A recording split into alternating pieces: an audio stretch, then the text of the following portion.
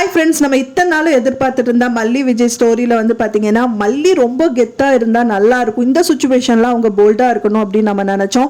So அந்த போல்டான மல்லியை வந்து வரவேற்கிற விதமாக வந்து ராஜி அண்ட் ரஞ்சிதா வந்து கதவு திறக்கிறாங்க.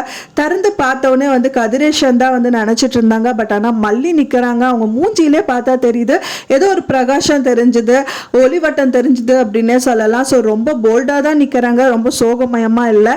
ஸோ அவங்க என்ட்ரி கொடுக்கறதே வந்துட்டு ரொம்ப டிஃப்ரெண்ட்டாக இருக்கு. உள்ள வந்தாங்க. வந்ததுக்கு அப்புறம் என்ன மல்லி நீ வந்திருக்க அப்படிங்கிற மாதிரி கேட்கறாங்க ராஜிக்கு வந்து முகத்துல ஓடல அப்படின்னே சொல்லலாம். ராஜி வந்து கேட்கறாங்க, என்ன மல்லி திடீர்னு நீங்க வந்திருக்க அப்படிங்கிற மாதிரி கேட்கும்போது அவங்களே சொல்றாங்க, எனக்கு என்னமோ டவுட்டாவே இருக்கு அப்படிங்கிற மாதிரி சொல்றாங்க. என்ன டவுட்டா இருக்குன்னு சொல்றேன் அப்படின்னு கேட்கும்போது, ஒன்றும் இல்லை, நான் வந்து ஒரு கனவு கண்டேன், அந்த கனவுல வந்து ஏதோ மாத்தி சொல்ற மாதிரி நான் கேள்விப்பட்டேங்கிற மாதிரி சொல்றாங்க.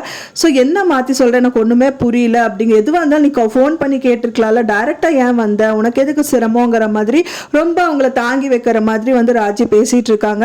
அப்பதான் வந்து மல்லி சொல்றாங்க, எனக்கு ஒரு கனவு வந்துட்டு அதுல வந்து பாத்தீங்கன்னா ரஞ்சிதா வந்து மாத்தி வந்து தீர்ப்பு சொல்ற மாதிரி எனக்கு கனவு வந்துச்சு, அதுக்காக தான் நான் வந்தேன் அப்படிங்கிற மாதிரி சொல்றாங்க.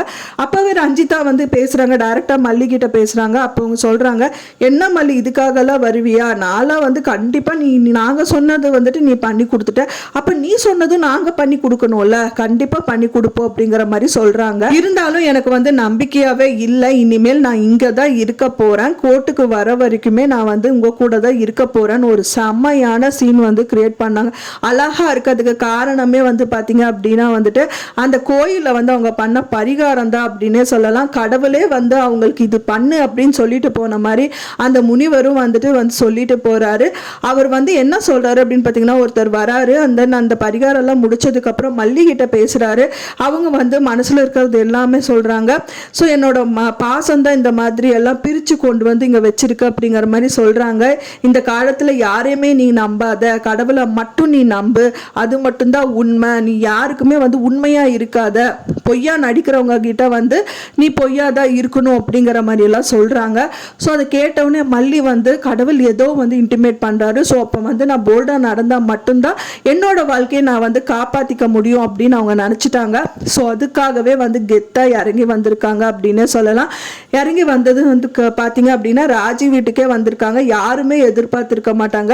ஏன்னா வந்து பாத்தீங்கன்னா மல்லி வந்து அவங்க குடும்பத்துக்காக என்ன வேணாலும் பண்ணுவாங்க. அதுவும் மெயினா வந்து வெண்பாவும் விஜயும் பிரியக்கூடாது அப்படிங்கறதுக்காக எல்லா விஷயத்திலும் இறங்கி பண்ணுவாங்க.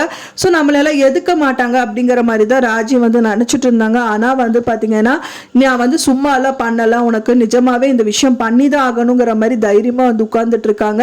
கதிரேஷன் அதுக்கு முதலே வந்து மிரட்டிட்டு போயிருப்பார் ராஜிய.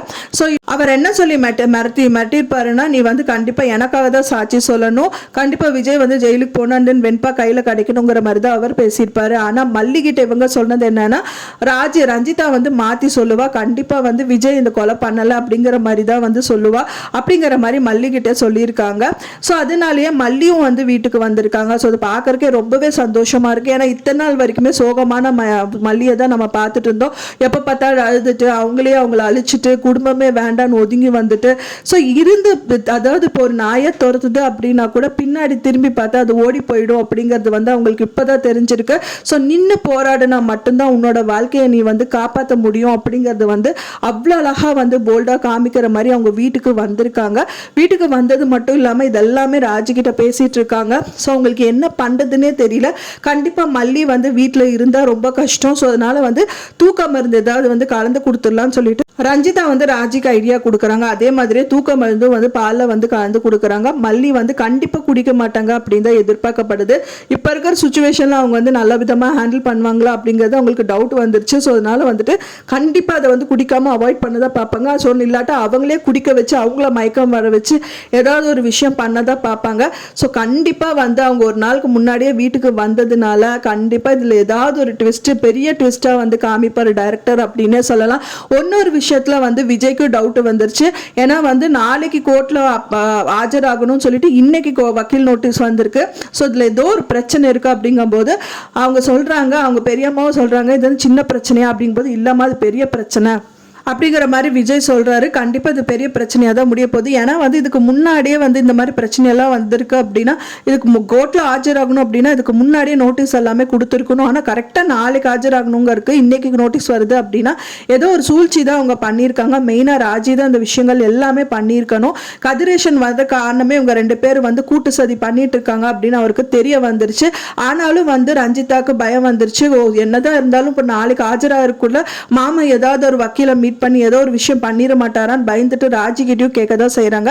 ராஜியும் சொல்கிறாங்க அதெல்லாம் ஒன்றும் இல்லை, நாளைக்கு பண்ணுறதுக்கு இன்னைக்கு அவன் என்ன பண்ண போகிறான், உட்காந்துட்டு எப்படி அழுதுட்டு தான் உட்கார போகிறான் அப்படிங்கிற மாதிரி சொல்கிறாங்க. அவங்க என்னமோ அப்படின்னு நினைக்கிறாங்க, ஒரு 2 நிமிஷம் இருந்தாலுமே கேஸை மாற்ற முடியும் அப்படிங்கிற மாதிரி, எல்லாமே கடவுள் கையில் தான் இருக்குது அப்படிங்கிற மாதிரி மல்லிக்கு வந்து உட்காந்துட்டு இருக்காங்க. ஸோ இந்த மாதிரி நிறைய விஷயங்கள் நடக்க போது, ரொம்ப சுவாரஸ்யமாகவும் இருக்க போது, நம்ம பார்க்கறதுக்கு வந்து ரொம்ப இன்ட்ரெஸ்டிங்காகவும் பார்க்கலாம். ஸோ இதுதான் வந்து ரொம்ப விறுவிறுப்பாக வந்து இந்த தொடர் வந்து கம்மிங் எபிசோடில் காமிக்க இருக்காங்க.